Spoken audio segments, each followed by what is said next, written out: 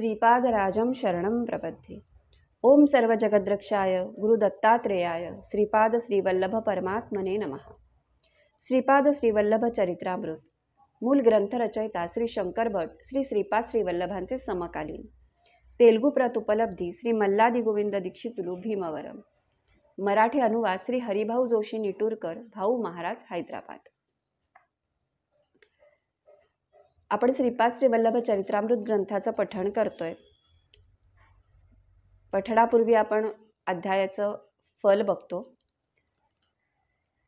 आतापर्यंत आपले 25 अध्याय पूर्ण झालेले आहेत। 26व्या अध्याय पठणाचा फल आहे दुर्दैव नाश सत्संतान प्राप्ती।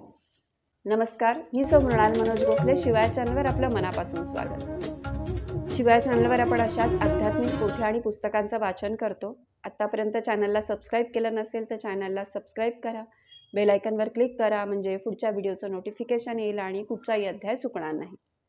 आपण वाचनाला सुरुवात करूया। श्रीपादराजं शरणं प्रपद्ये। अध्याय 26 कलियुगाचे लक्षण। आम्ही प्रातःकाळीच उठून नदी ओलांडून श्रीपाद प्रभूंच्या दर्शनासाठी कुरुगड्डीस गेलो। धर्मगुप्तांना श्रीपाद प्रभूंच्या मुखातून कलियुगाच्या प्रादुर्भावाचे विशेष जाणून घेण्याची तीव्र इच्छा होती। आज श्रीपाद प्रभू अत्यंत आनंदात होते। त्यांची कारुण्यामृताची वर्षा करणारी अमृतदृष्टी साऱ्या साधकांना एका आगळ्या वेगळ्या आध्यात्मिक आनंदाचा ठेवा प्रदान करीत होती। प्रभूंच्या चरणकमलांना स्पर्श करून आम्ही धन्य झालो। श्री धर्मगुप्तांनी श्रीपादांना कलियुगाच्या प्रादुर्भावाचे विशेष वर्णन करून सांगण्याची नम्र प्रार्थना केली। श्रीपाद प्रभू म्हणाले, साधकांनो, काळ हे परमात्म्याचे विराट स्वरूप आहे। सूर्याला कालात्मक असे सुद्धा म्हणतात। धनिष्ठा नक्षत्रापासून प्रारंभ केलेली सूर्याभोवतीची श्रवण नक्षत्राची परिक्रमा परत फिरून धनिष्ठा नक्षत्रापर्यंत येण्याच्या काळास ब्रह्मकल्प असे म्हणतात। ब्रह्मकल्पातील एका भागास सृष्टिकल्प असे म्हणतात आणि उरलेल्या भागास प्रलयकल्प असे म्हणतात। पितृदेवतांच्या संबंधित कालगणनेत अर्धा भाग शुक्ल पक्ष आणि अर्धा भाग कृष्ण पक्ष असे असतात। संवत्सर पुरुषाचे 6 महिने उत्तरायण आणि नंतरच्या 6 महिन्यास दक्षिणायन असे म्हणतात। संपूर्ण कालचक्राचे दर्शन योगी आपल्या शरीरात करतात। या रहस्य विद्येला तारक राजविद्या असे म्हणतात। तारक राजयोगात शरीरालाच ब्रह्मांड मानतात। समस्त लोक यातच समाविष्ट झालेले आहेत। आपल्या शिरस्थानाला ब्रह्मलोक असे म्हणतात। या शिरस्थानात आचार विचार असतात। नाभीमध्ये विष्णुलोक असतो। आपल्या हृदयात रुद्रलोक असतो। पितृलोक आपल्या वीर्यकणात जन्यू देवता स्वरूपात वास करतात। या जन्यू देवतांचे कार्य असे की मानवाच्या गतजन्मात केलेल्या कर्माचे फळ पुढील जन्मात देणे। असे असले तरी गेल्या जन्माचे फळ एका क्रमपद्धतीने देण्यास काळाची अत्यंत आवश्यकता असते। कलियुगाचे लक्षण। पितृदेवता म्हणजे आपले दिवंगत झालेले पूर्वज नव्हे। स्वर्गवासी झालेल्या आपल्या माता पिता आजी आजोबा यांच्या नावाने आपण केलेल्या श्राद्ध पक्षाचे फळ स्वीकारून त्यांना उत्तम गती प्राप्त करून देणारे जन्यू देवताच असतात। या जन्यू देवतांना जन्म नसतो। योगीजन आपल्या शरीरातच सृष्टीतील 6 ऋतूंचे दर्शन करतात। एका वर्षात 12 पौर्णिमा आणि 12 अमावास्या असतात। हे 24 पर्वच गायत्रीचे 24 छंद असतात। कालस्वरूपी श्री विष्णू भगवानांना काही लोक संवत्सर पुरुष म्हणून त्यांची उपासना करतात। या विद्येला द्वादशाक्षरी विद्या असे म्हणतात। प्रत्येक महिन्याचे एक अक्षर याप्रमाणे 12 महिन्यांची 12 अक्षरे मिळून यांचा एक मंत्र तयार होतो।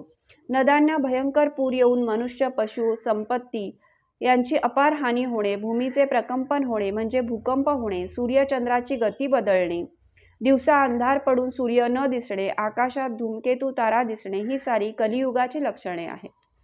द्वापार युगाच्या शेवटच्या काळात पश्चिमी समुद्रातील एका द्वीपावर कलियुगाचा अधिपती असलेल्या कलिपुरुषाने घोर तपस्या केली होती। हे सारे विषय वेदव्यास ऋषींचा भविष्य पुराणात आढळतात। म्लेच्छ जातीचा आविर्भाव। जिकडे पाहावे तिकडे वेदमंत्राचे उच्चार, यज्ञ, यागादी, तपस्या याचाच जोर सर्वत्र चालू होता। या कारणाने कलिपुरुषास अत्यंत दुःख झाले। त्याने भगवंताची प्रार्थना केली, हे प्रभो, पृथ्वीवर सगळीकडे यज्ञ, याग, धार्मिक आचरण, नीतिमत्ता याचेच प्राबल्य आहे। अशा परिस्थितीत मी माझ्या कलियुगाचा प्रभाव लोकांमध्ये कसा पसरवू? आपल्या आज्ञेप्रमाणे मी माझ्या युगधर्मास सगळीकडे व्यापून टाकावे, परंतु सद्य परिस्थितीत ते मला अशक्यच वाटत आहे.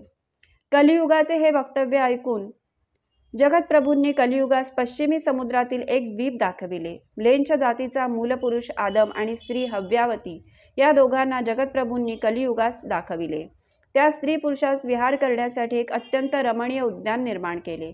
वास्तविक पाहता ते स्त्री पुरुष भाऊ बहीण होते, परंतु कलियुगाने सर्परूपाने त्यांच्या शरीरात प्रवेश करून त्यांच्यात कामभावनेचे बीज पेरले आणि अधर्मी संतान उत्पन्न करण्यास प्रेरित केले. ते दोघे अशा प्रकारे पतित झाल्यावर त्यांच्यातील दिव्य शक्ती अदृश्य झाली. कालांतराने या जोडीपासून कलिधर्मांचा मूळ म्लेच्छ जातीचा आविर्भाव झाला. द्वापार युगाच्या अंती म्हणजे 2800 वर्षांपर्यंत म्लेच्छ देशात म्लेच्छ जातीच्या संततीची अभिवृद्धी होणार असल्याचे भविष्य पुराणातील प्रत्येक सर्गपर्वात कथन केले आहे. नीलांचल पर्वताजवळ आदम आणि हव्यावती या दोघांनी आपल्या पापाचे फळ अनुभवून आर्य धर्मास दूषण लावणारी, अभक्ष्यभक्षण करणारी, दुराचारी अशा संततीची वृद्धी केली. श्रीपाद प्रभू पुढे म्हणाले, मी कल्की अवतार घेऊन कोट्यावधी अधर्मी व दुराचारी लोकांचा नाश करून पुनरपी सत्ययुगाची स्थापना करणार आहे. हा फार दूरच्या भविष्यातील माझा कार्यक्रम आहे. श्रीपाद श्रीवल्लभांचा जय जयकार.